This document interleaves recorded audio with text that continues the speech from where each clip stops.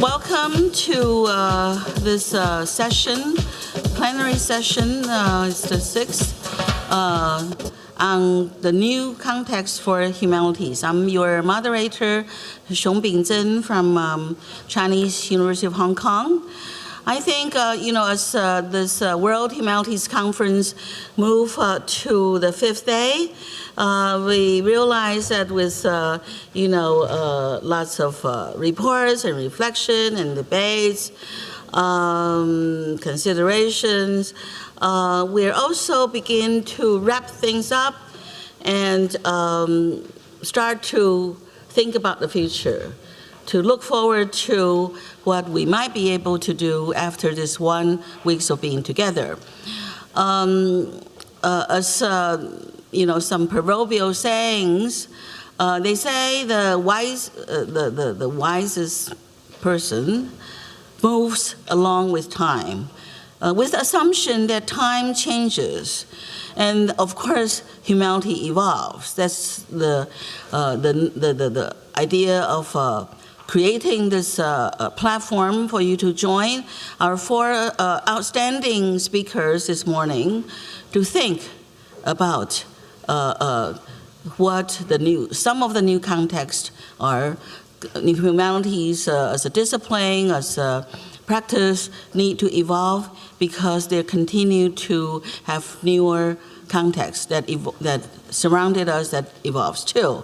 There's a lyric that says that as we sit down, we can see the clouds rise. As you sit down, may I invite these scholars to show you how their clouds rise. First of all, I would like to introduce to you Professor Øyvind Andersen. He's from University of Oslo, and he represents the Union Academy International. That is, he's the president that has 18 votes, 2 SIPs. I think it'd be good for you to know that. He's a professor of classics in the University of Trondheim in Norway, founding director of the Norwegian Institute at Athens for Classical Studies, Archaeology, and Cultural Studies, professor of classical philology himself, especially on ancient Greek, in the University of Oslo, member of the Norwegian Academy of Science and Letters, and is Secretary General for 6 years, since 2010, World Academy of Art and Sciences, and lots of other titles. You could look it up. His main field include Greek epic poetry, classical rhetoric. Please help me to welcome Professor Andersen.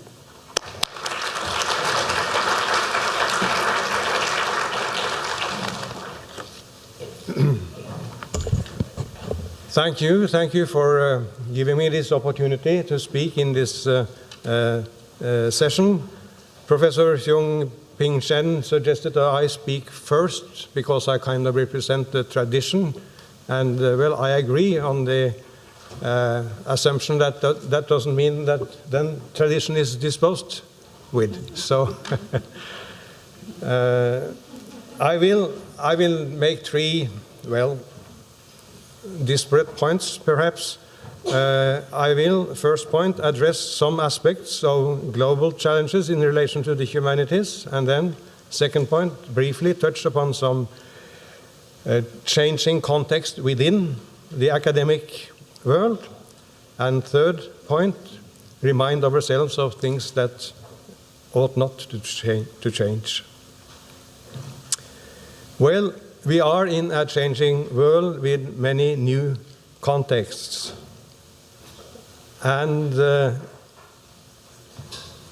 I think it has become more and more recognized that the humanities are relevant for the understanding and the tackling of major social, political, and environmental issues. I think the program and the spirit of this conference is a testimony to that. Insofar as this is the case, we may see a bright future for the humanities.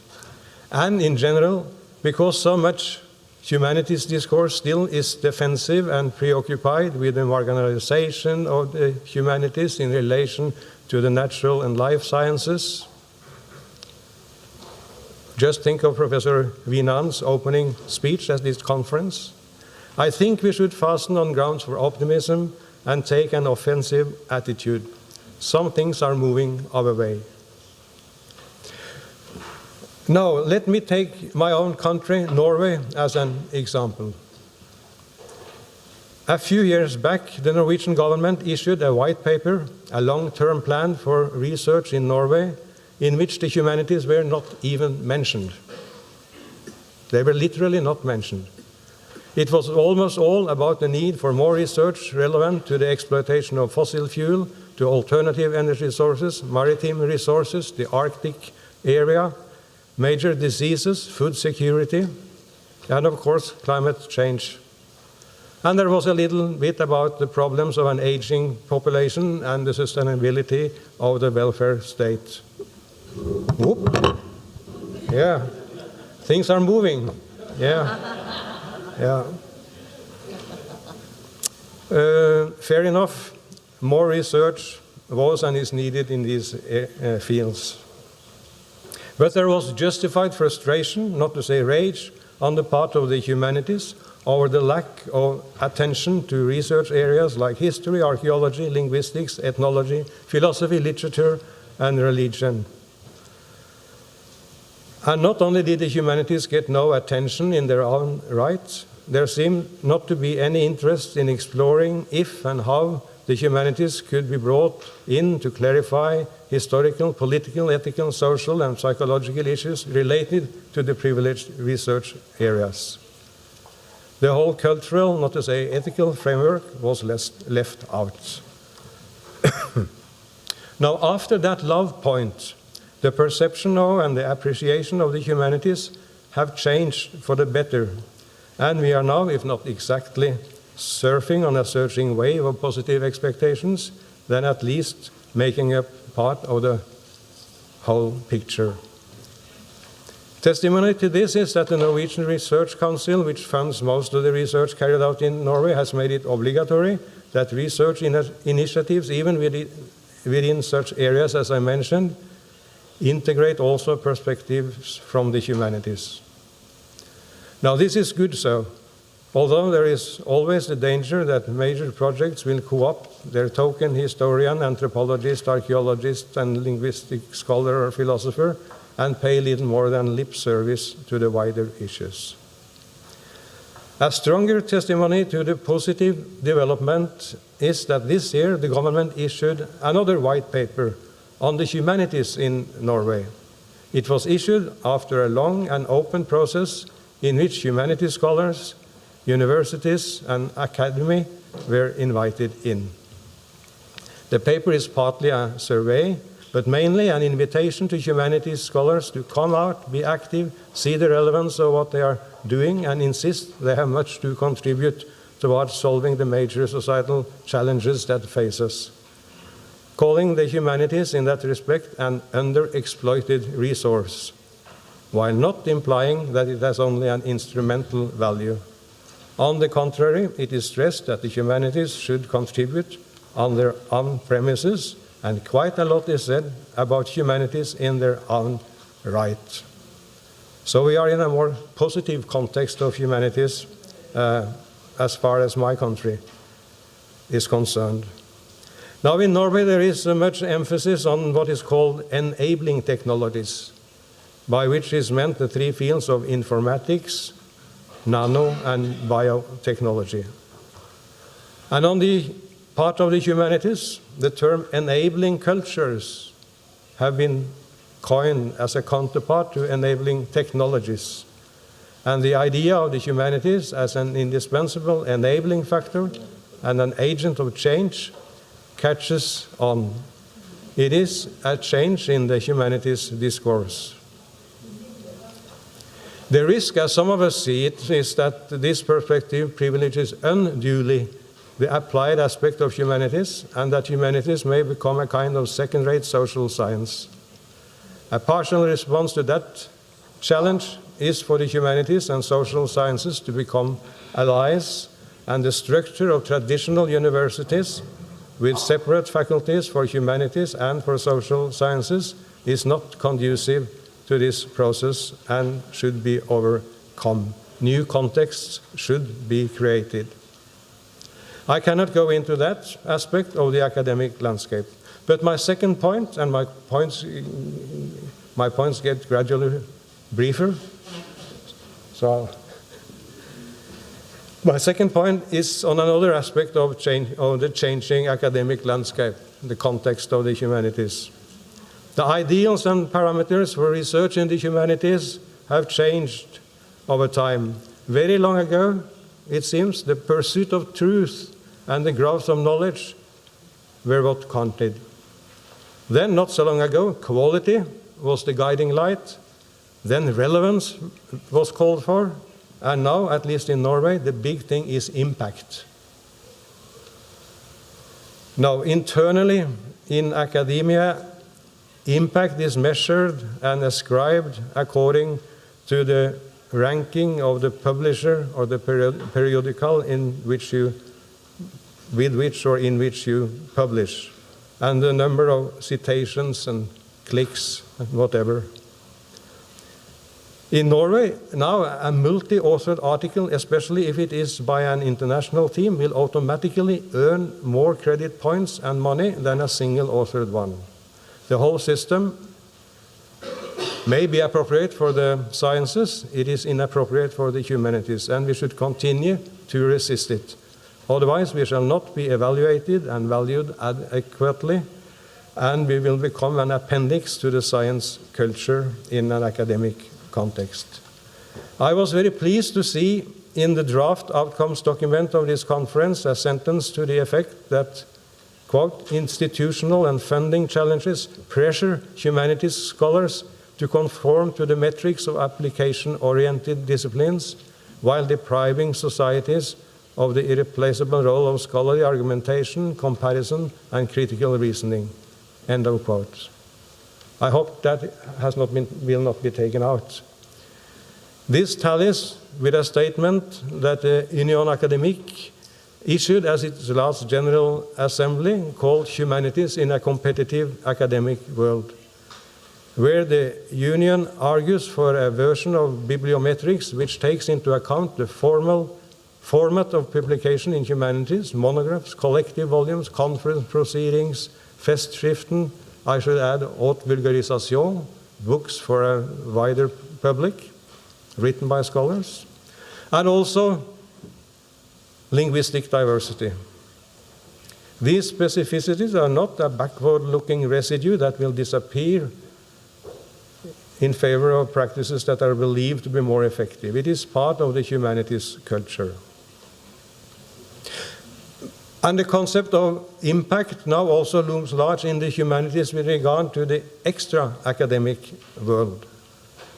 For not only hard sciences and medicine, but even humanities research tend now to be appreciated and funded according to the extent to which its results, insights, and concepts inform politics and society and can be identified in specific contexts. It is more than a question of outreach, which is something that most of us strive for all the time. Output and outreach is not enough. One wants to see effects in specific and measurable effects, like industrial patents or pharmaceutical products in the sciences. There are two main problems here. One is that short-term impact is not what the humanities generally can achieve, and that societal impact is very difficult to measure anyway. The other one is that humanities scholars, in an attempt to be relevant and responsive, may be tempted to pursue what is trendy and at any time and nourish too big pretensions on behalf of humanities research and scholarship. That brings me to my last and third point, always my praeterea censeo in this conference. In spite of all that changes and of all kinds of new contexts, basic research long-term basic research needs to go on.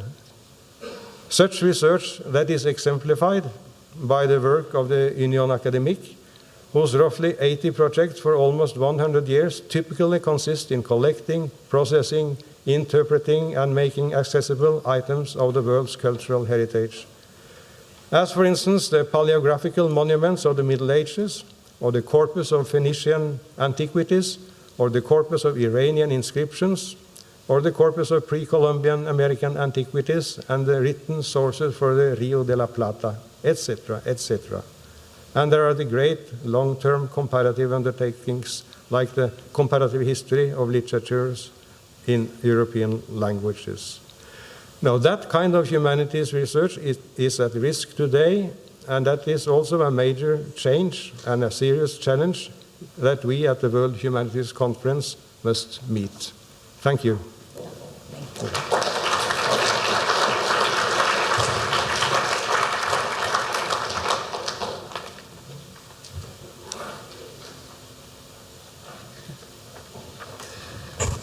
Thank you very much.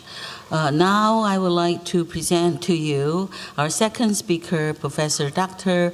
Rinaldas Gudauskas from the National Library of Lithuania. This short bio I have carries 17 international titles that he currently has. So I would just say a few. He's the expert of European Science Foundation for Knowledge Economy and Management. He chairs the Information for All program of National UNESCO Commission. He's a professor of Lithuanian University of Educational Sciences, and Director General of the National Library of Lithuania. His expertise lies in management and knowledge. These are, that things that he specialized in: knowledge management, information management, strategic management, non-government organization, public policy, strategic information system management, crisis management. So perhaps some of you could call upon his expertise. Could I call upon Professor Gudauskas? Thank you.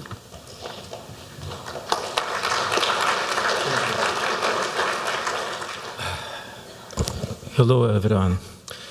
Actually, my specialization is just interdisciplinarity.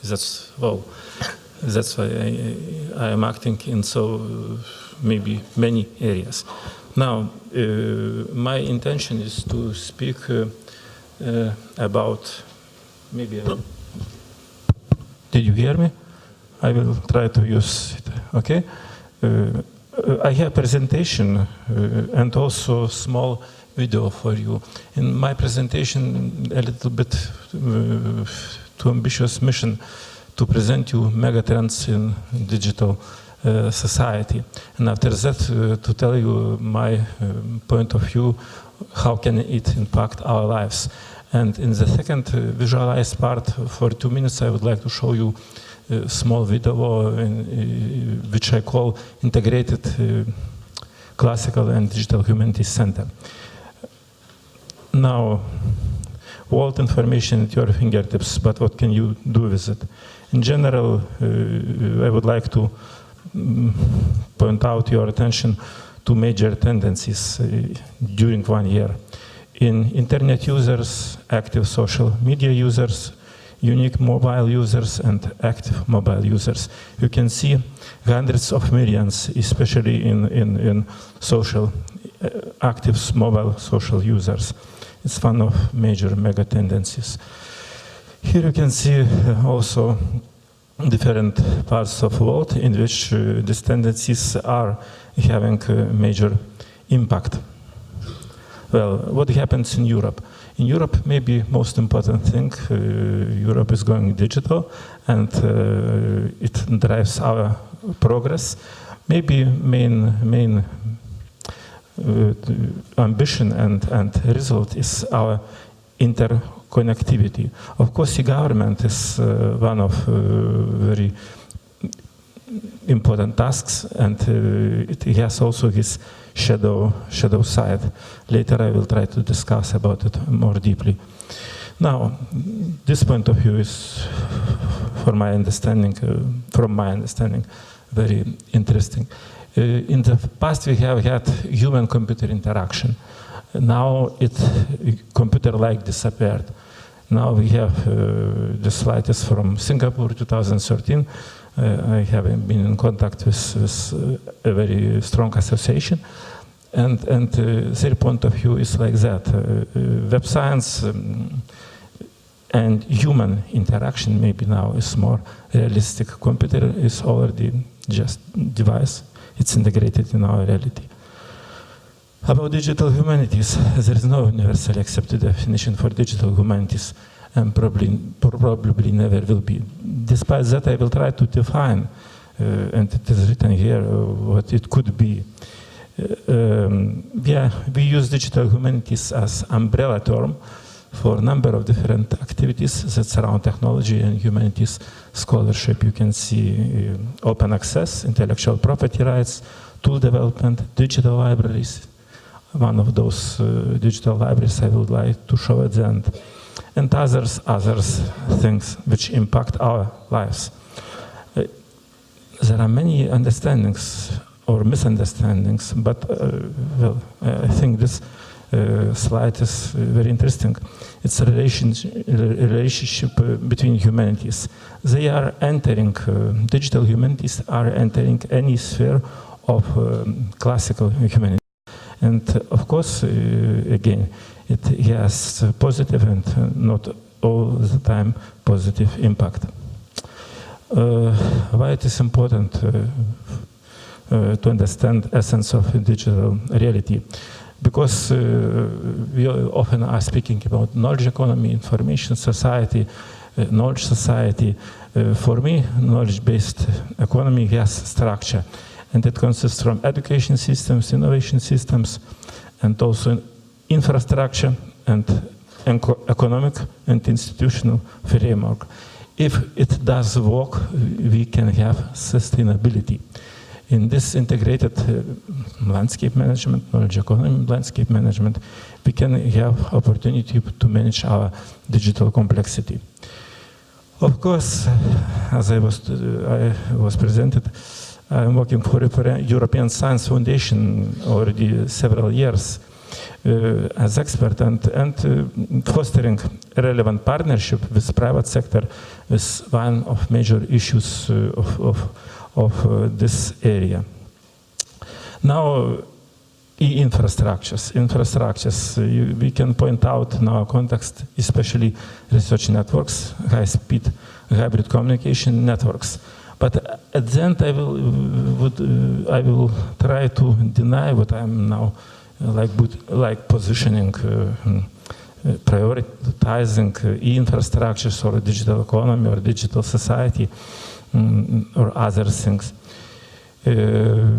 European data infrastructure. Again, number 3, everything what is called big data, open data, linked data, management of data, of knowledge, of information is just for connectivity. Connectivity for added value in general.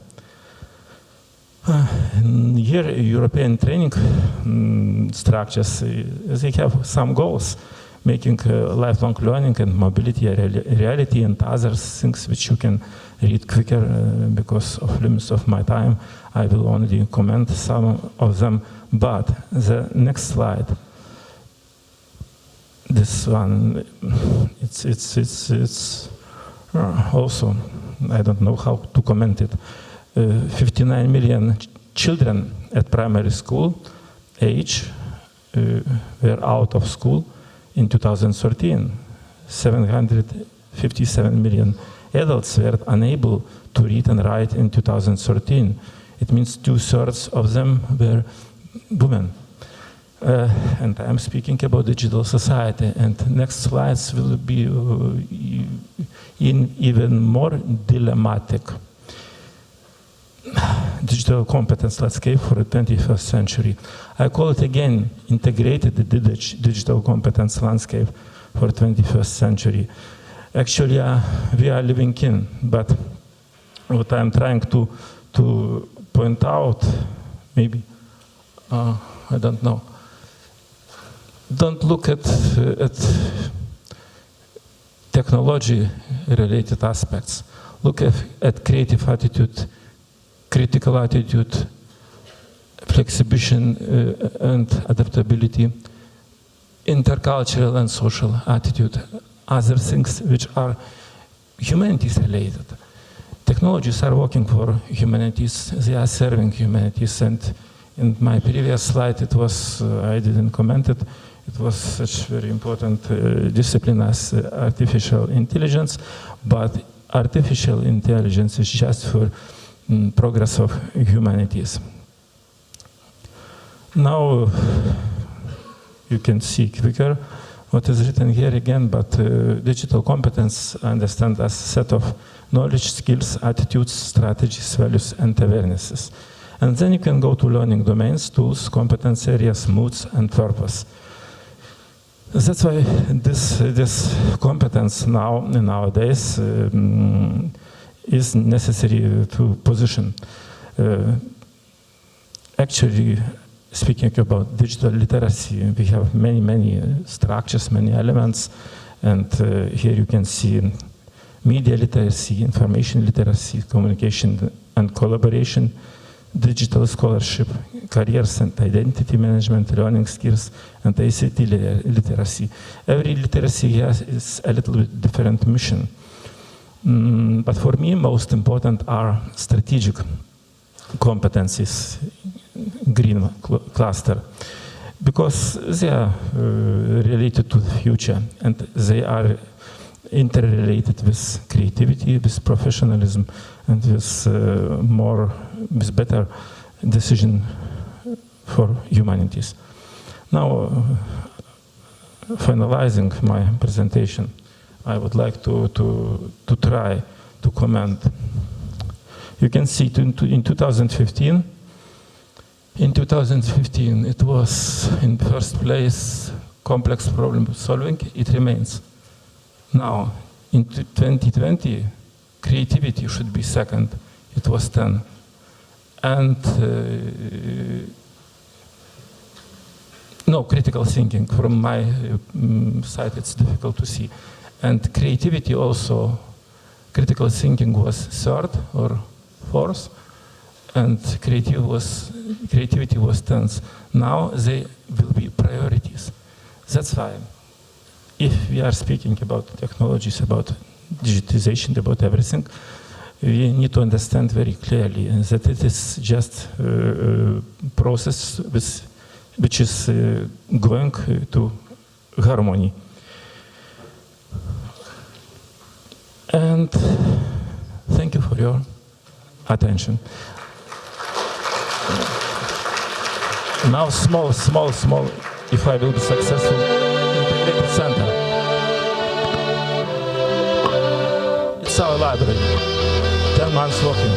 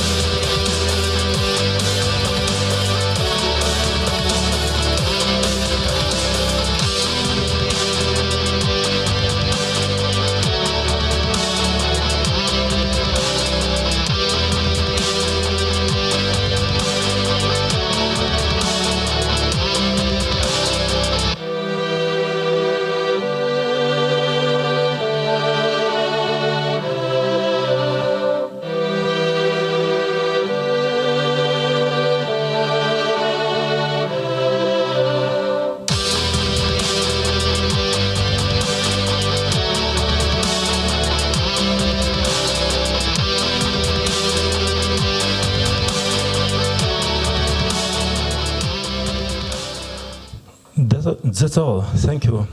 This library I call Integrated Communication, Integrated Humanities, Integrated Digital Humanities Center. Thank you. Thank you very much. Thanks a lot. Now I have the pleasure of presenting to you Professor Kirsten Drottner. She is the chair of media studies at the University of Southern Denmark and founding director of the research and development program called Our Museum. Author or editor of more than 30 books and 200 articles. Her research interests lies primarily include audience studies, media and information literacies, digital creativities and learning, and digital museum communication. She serves as the chair of the scientific committee for the Humanities at Science Europe, and was a board member of the Danish Council for Independent Research. She's a fellow of the Academia Europea and the Royal Danish Academy of Sciences and Letters. She would like to speak to us on the subject of, quote, radical innovation for deep change. Please welcome Professor Drottner.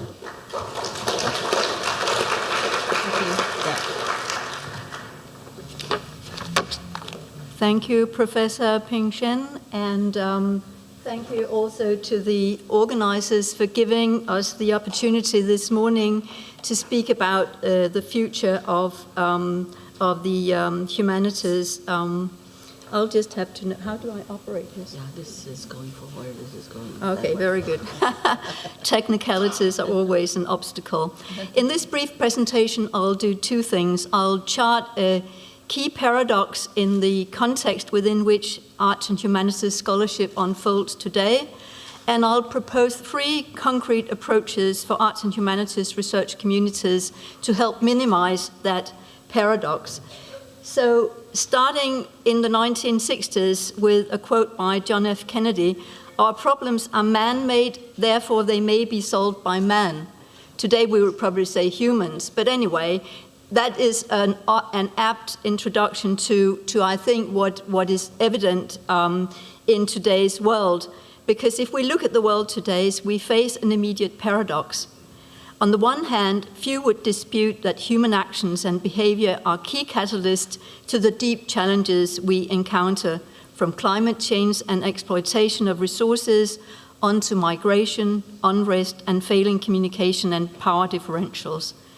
On the other hand, arts and humanities scholarship is marginalized in tackling these challenges, and this is despite the fact that arts and humanities scholarship is absolutely fundamental to understanding and tackling precisely what is man-made in John F. Kennedy's world. That is, we are in arts and humanities key to understanding and tackling human actions and interactions and behavior. Broadly speaking, we live in an Anthropocene epoch where humans are at the center of the globe's development and demise, and yet arts and humanities scholarship rests at the margin of Anthropocene research, even if arts and humanities, as I said, is fundamental to tackling the Anthropocene challenges. So this is the paradox. We are fundamental to understanding and tackling key issues in today's world, and yet arts and humanities scholarship is increasingly marginalized. And how does this paradox play out? I think in a European context, the evident example is the Horizon 2020 Research and Innovation Program within the European Union, and the way in which arts and humanities is positioned in its in the program's strategic pillar. That is the pillar that specifically sets out to tackle major societal challenges. When Horizon 2020 was initiated, the Commission, the EU Commission, specifically stressed the need to integrate arts and humanities into all 7 of the societal challenges that they defined as the key challenges. And that the budget share for social science and humanities elements of research have actually decreased from the previous research program onto the present research program. In the previous research program, it was 1.3% of the budget, and now it's an estimated 0.6%.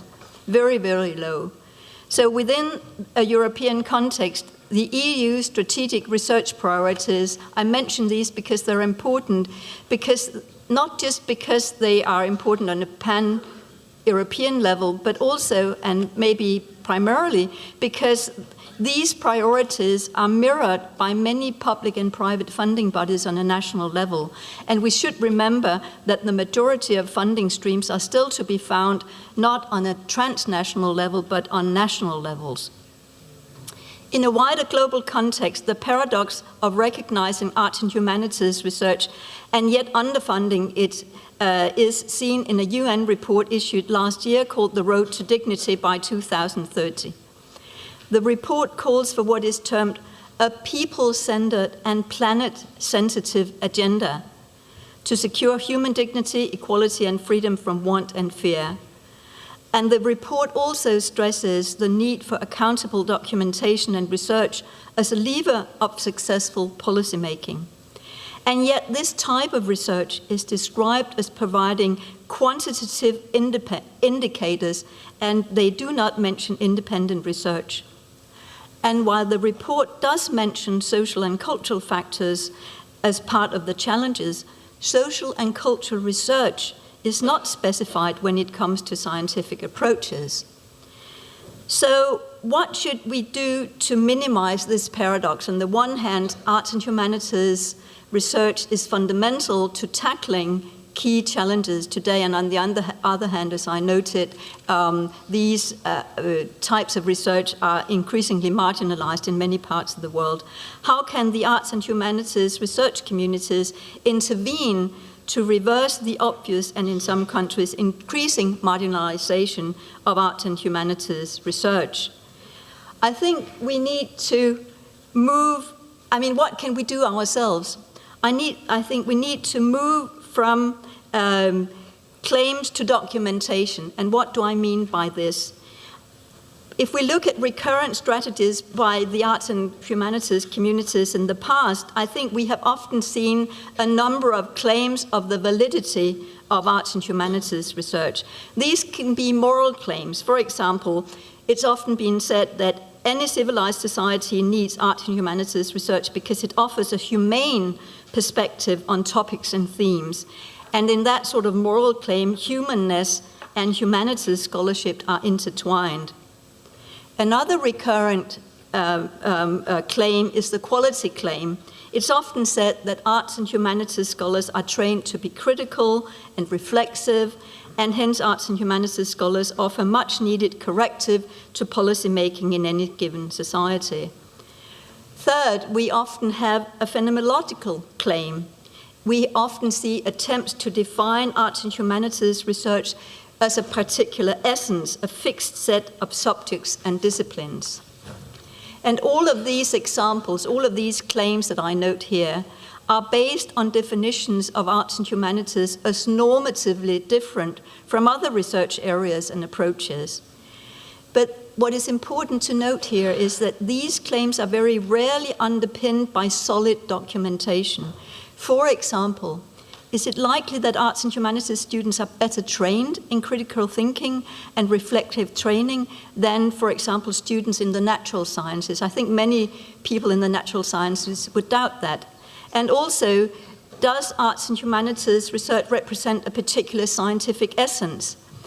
I think that is also debatable. Note that I talk about arts and humanities research and not just humanities research, because if we look at arts and humanities research in a historical perspective, it's very obvious that the boundaries of our research disciplines have changed. What was interdisciplinary research areas yesterday are disciplines today. We see increasing, for example, integration into our institutions of design studies, visual studies, environmental humanities, just to note a few recent examples. So these normative claims without substantive documentation easily lead to binary infights with other areas and disciplines to the detriment of all scientific fields. And also these insights may weaken the overall scientific impact on the world around us. So instead, I propose that the international arts and humanities community advances our efforts of documenting what it is we actually provide, what it is we actually do. Which insights do arts and humanities scholarship offer for whom and with which types of outcome and impact? So rather than asking ourselves what it is arts and humanities is, we may begin to ask ourselves how we practice and perform arts and humanities research, and we must be able to clearly communicate our insights. And we need to work both on a transnational level, a national level, and a personal level. So on a transnational level, I think it's very important that we strengthen the policy collaboration. Just one example is the European Alliance for Social Science and Humanities that provides detailed analysis of figures and data, revisiting some issue papers from the European Commission, and, for example, documenting how the kind of often very overly optimistic figures of the Commission in reality hides much more gloom figures. And I think efforts made by this alliance, the European Alliance for Social Sciences and Humanities, and other transnational bodies of collaboration, they're absolutely essential for the arts and humanities community, and they need to strengthen for two reasons. One is that these bodies have analytical resources that most local arts and humanities communities lack, and they're key fora of knowledge exchange across national and regional boundaries. And two, these bodies give arts and humanities policymaking a critical mass that is needed to gain an international voice. But I also think we should work on a national level. I think it's very important that we begin to demonstrate the actual and concrete tangible results. We need to demonstrate our research insights through concrete impact narratives on what it is arts and humanities-led research actually has as a resource. For example, also within the grant challenges. That will help reposition the discourse and interdisciplinary approaches to these challenges away from arts and humanities as a kind of handmaiden to research questions that are already posed in, for example, food or health sciences. And key players here on the national level are funding bodies and university leadership, since these efforts go beyond the capacities of individual scholars. And just to give you a brief example, and very successful example, when I had the great pleasure of serving as chair of the scientific committee for the humanities at Science Europe, we put out a position paper on giving 12 compelling examples of humanities-led research within the grant challenges that has been defined by the European Union. And we could demonstrate how these challenges have actually been met by arts and humanities-led research, also including very important historical and archaeological research. Last but not least, I think we need to work on an individual level. We need to advance our transparency of the research process, and we need to be able to communicate what it is we do. And I think my long experience of directing research councils and assessing grant proposals over the years has taught me that being more transparent about how we reach our result offers an important route to better public understanding of what we actually do. I have often seen arts and humanities scholars posing brilliant research questions and offering equally brilliant answers to their research questions, but how they come from A to B remains in the dark. So I think in order for us to gain more public understanding, we also need to be able to have more methodological transparency. We need to be able to explain how we reach our results, not just what our results are. But we also need to better our communication skills when speaking in public. And I'd invite you to, next time you listen to one of your colleagues speaking in public, to note what the words your colleague is actually using. often we will use, and I note this from my own experience, we'll often say, I think this is the case, or I find this to be important. But if you listen to colleagues from the health sciences or the technical or natural sciences, they don't think or they don't have an opinion. No, they have results. So I think we should begin as arts and humanities scholars to also be aware of speaking as scholars when we speak in public. Studies demonstrate that. My research indicates that. So we can be accepted and have a public visibility as the scholars that we really are, and as we know we are when we speak with others in our own research community. So summing up, I think the context for arts and humanities research are global, they're shifting, and they're complex. And we need to minimize the paradox about arts and humanities research for, on the one hand, recognizing its importance versus the increased marginalization in terms of funding and influence.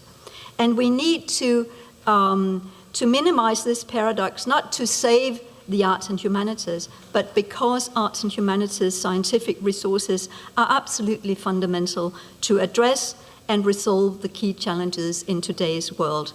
Thank you. Thanks a lot.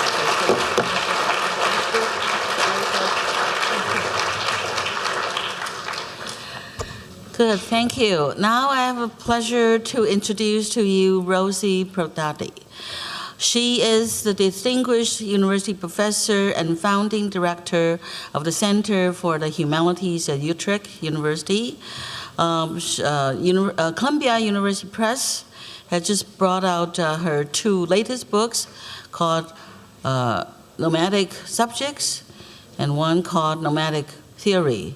It's actually called the Portable Rosie Prodati. Isn't it nice to have your name on the books, and people may, take it along in the New York subway or something. She has a very, very widely acclaimed a book called The Post-Human that was published in 2013 by the Polity Press. There's been translated by many languages into Chinese as well. She co-edited with Paul Gilroy called Conflicting Humanities. From these titles, that was by Bloomsbury. You understand that she has a powerful mind and she has a lot to share with you. Rosie, please.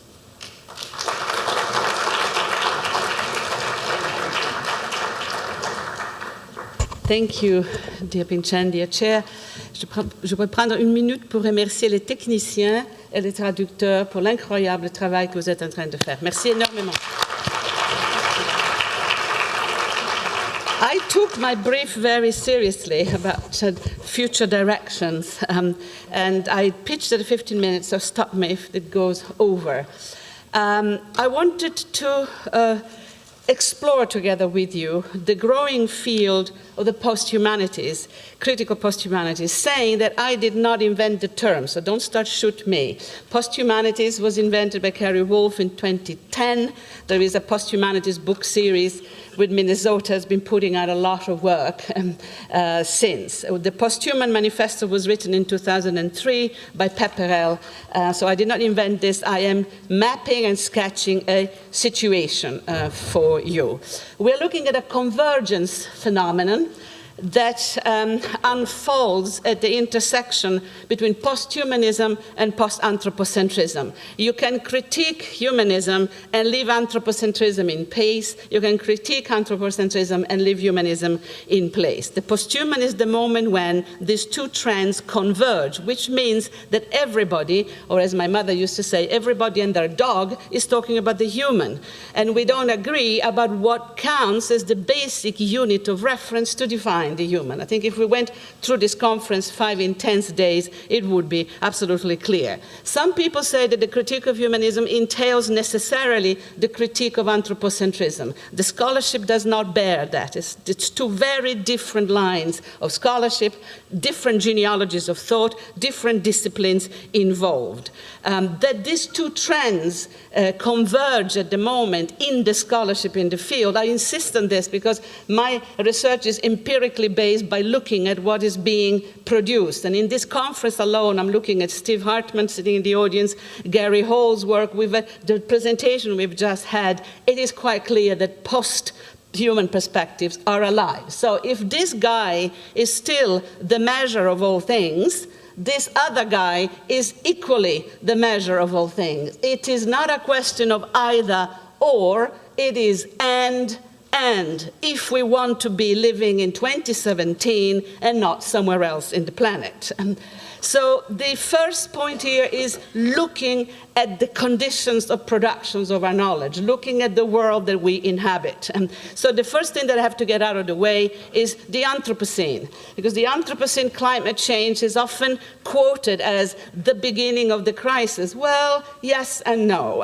The Anthropocene is a very necessary conversation, it's a very necessary discussion, but it is not sufficient to explain the transformations of the ways in which we are producing knowledge. To make sense of the Anthropocene, we have to bring in the social, political justice, distributions of resources, the fact that 1/3 of households in the world don't even have electricity. The Anthropocene alone is not enough. In any case, the Anthropocene has gone berserk, and he has entered what I call the accelerationist spin, so that we have a whole set of variation. It is an anthropomeme. And you can, every slide I give you is open. The lists are going on. New terminology is being produced as we speak. Capitalocene, Plantationocene, Plasticene, Anthropocene, Misanthropocene, and so on and so forth. I want to warn you, this terminological vitality is not fragmentation. And I wish Paul was still in the audience, because we've had this conversation. To reduce this to fragmentation is to miss the point.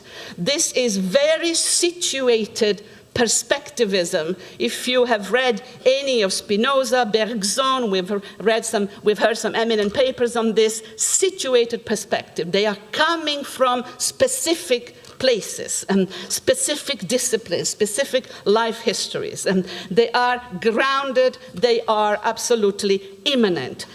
So it is absolutely true that we are in this condition together, but we are not all one and the same. And I think that this is the crucial argument I will be sending across on the post-humanity. Yes, we are in this proliferation of crisis together, but we are not the same. How to hold together the construction of a we with the internal fractures of the terms? We have heard a great deal of papers on this, and I just want to challenge what seems to be a very acritical humanistic consensus that seems to be sitting in this conference in a very unspoken manner. Who is the we of humanism? And who is the human of humanism? I think that is the question that we need to ask in a very crucial and very lucid manner if we want to proceed. The field has spoken, and the field has gone berserk, with a proliferation of new areas of studies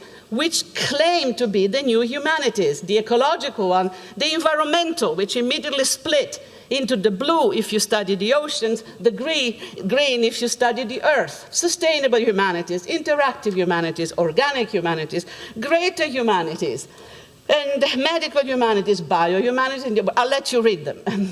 Public humanities, civic humanities. I am not inventing these. These are existing courses, journals, publications, communities that are claiming the humanities. It goes into the meta-discourse with people claiming the post-humanities, Wolf, inhuman humanities, digital humanities, by now almost a banality. Every serious university has the digital humanities and has, of course, the environmental humanities, transformative humanities, nomadic humanities, Kate Stimpson, adjectival humanities, my favorite from the University of Leuven, brilliant place.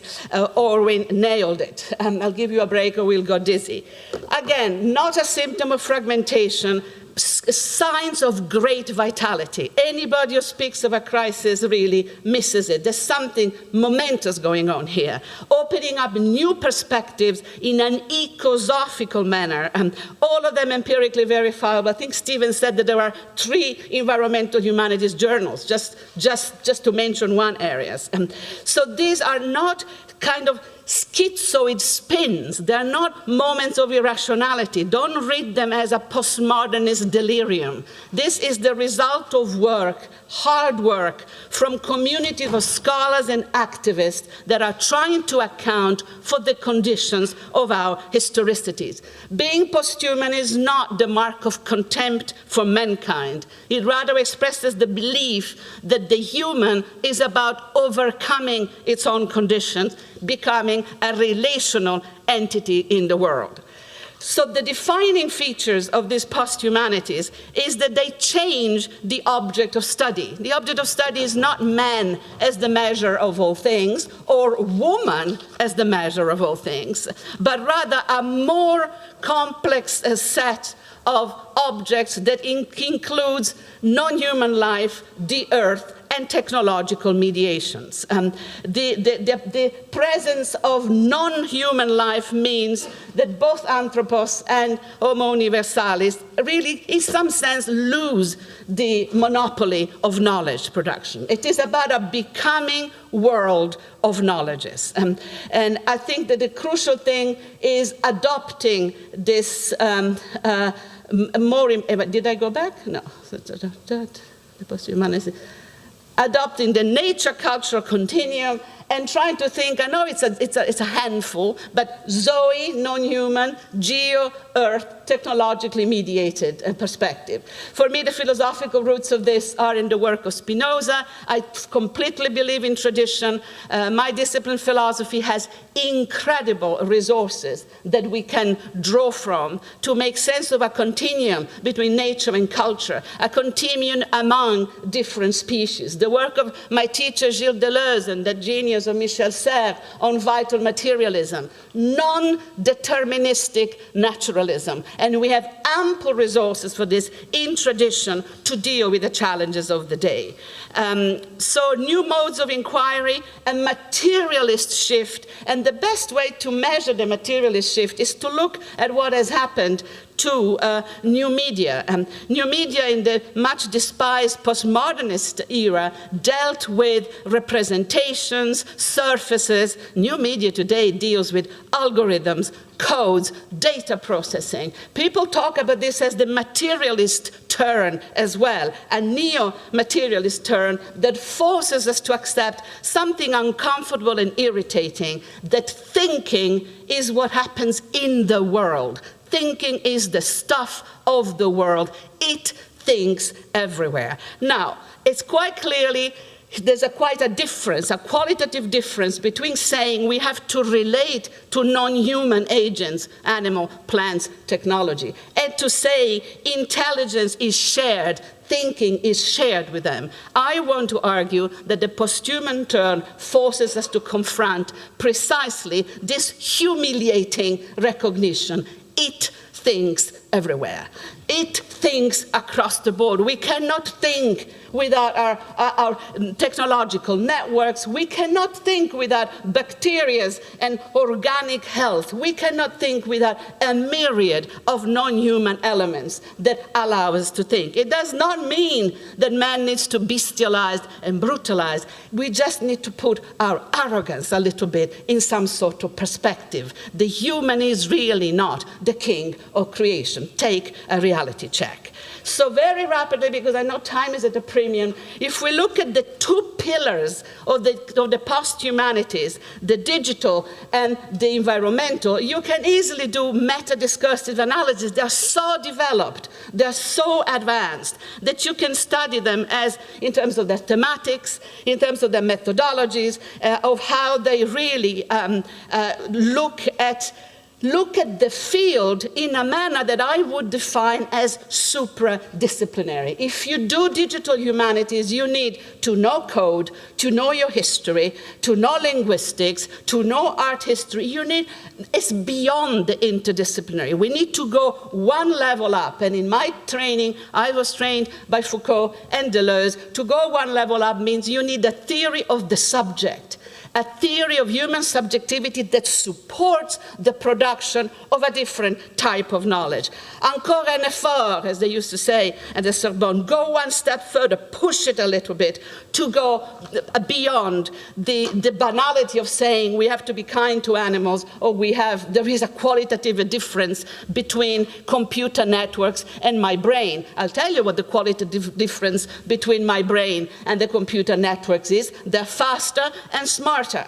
And the slowness of the human brain in perceiving information is the reason why Oxford University has opened an institute for the future of humanity run by Nick Bostrom with a transhumanist project that is based on human enhancement. Our brains are too slow. We have to enhance them to bring them up to scratch with the speed of the computational networks that we have created. Welcome to the post-human condition. It's not a crisis. It's an unbelievable opportunity.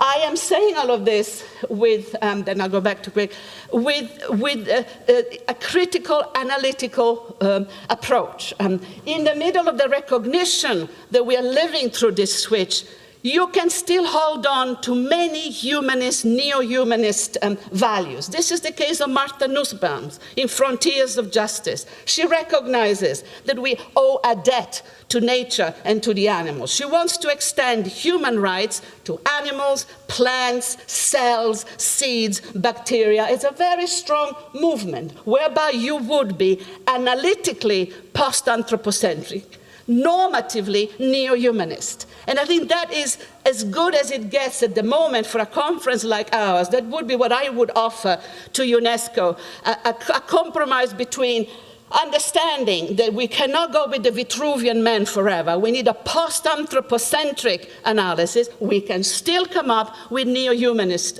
value. My alliance with Paul Gilroy, but also with Achille Membe and Sarah Nuttall, is on the necessity of recognizing that so much humanism today comes from outside the West. It's absolutely true. As Jean-Paul Sartre wrote in 1956 on the preface to Fanon, Les Damnés de la Terre, that the future of humanism is outside Europe. And absolutely true. If you are inheriting European humanism as an anti-fascist, feminist, critical thinker such as I am, you have to hold European humanism accountable for a few horrors that were made in its name. Again, it's not a question of either or, it's a question of and.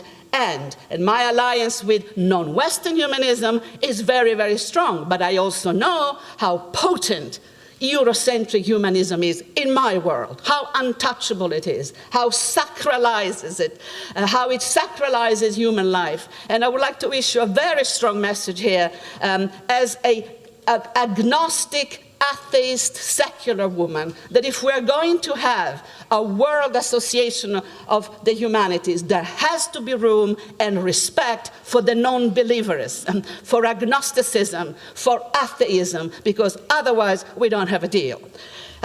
Room for an alliance, post-anthropocentric, analytically, neo-humanistic, normatively, absolutely possible. My conclusion, the convergences. The new convergences are happening as we speak, mobilizing new resources. My analysis of them is based on two premises that I will not go into it for lack of time. The first premise is the human is not a neutral term. The human is a term that accesses and the indexes access to power, rights, privileges, and entitlements. We are not human in the same way. We are not human to the same degree. Women, black, they have not been human to the same degrees as others. Human is not a neutral term. Secondly, and we've heard a lot about this, this is about the human.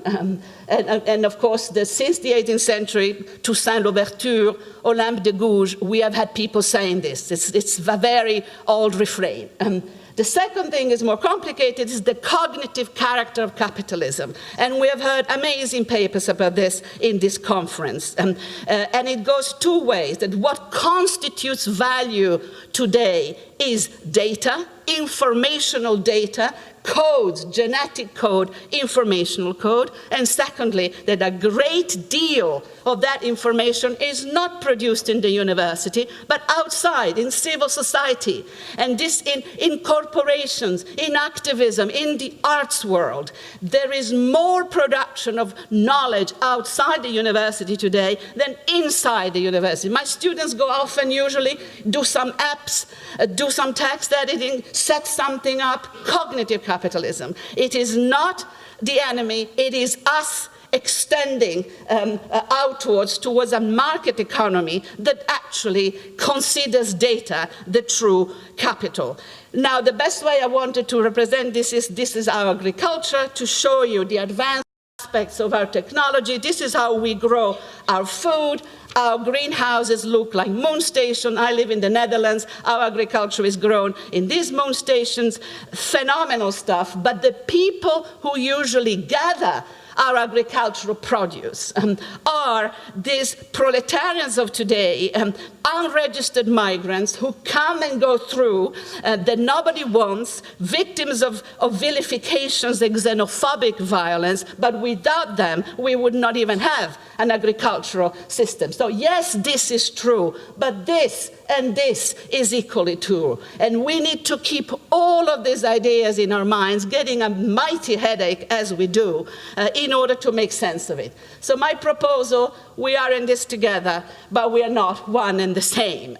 We are part of a world that requires us to understand that we suffer from the same threats and the same challenges, but we need a planetary differential type of humanism. And I'm giving you the new developments that are happening in what I call the latest generation of the post-humanities, indigenous, post-colonial green. Post-colonial green is even the title of a book.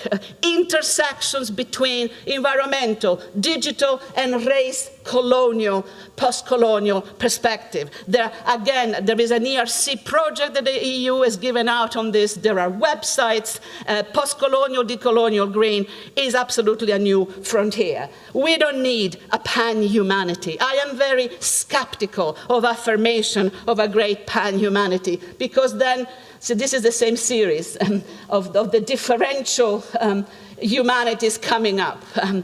Pan-humanity is a corporate gimmick. And to say we are all humans is a lie. We are not humans in the same way. We face challenges together. What we need to work on is the composition of a we, the composition of a new community that acknowledges differences in respect of diversity and still wants to engage in the work together. Otherwise, it is the consumerism of corporate humanism saying we are all in this together so long as you can afford the latest iPad or the newest laptop, and you can be part of the consumeristic thing. And yes, only one race, the human race. So why are people drowning in the Mediterranean? Why is one woman raped in the world every 3 minutes? Both things are true. We have to keep them in the same mind. Planetary differential posthumanism as an ally or other forms of neo-humanism thriving in our postmodern troubled